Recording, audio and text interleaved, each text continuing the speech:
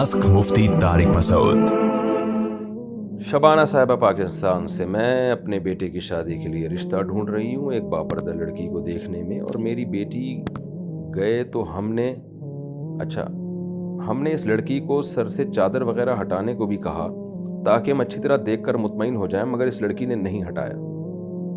तो बेटे की शादी के लिए अच्छा रिश्ता ढूंढ रहे हैं। तो कह रही है जब हम लड़की देखने गए तो वो सर से चादर ही नहीं हटा रही थी।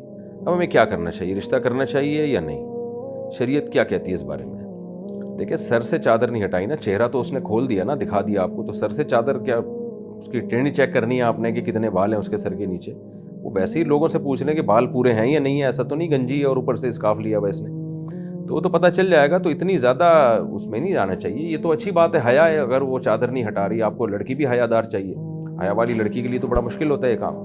तो चेहरा देख लें, बाकी जो है ना सर के बाल देखने की ज़रूरत नहीं। उसके बारे में रिपोर्ट्स आपको पड़ोसियों की तरफ से और उसके रिलेटिव्स की तरफ से, जो पड़ोसी ख़वातीन हैं या घर वालों की तरफ से रिपोर्ट्स मिल जाएंगी।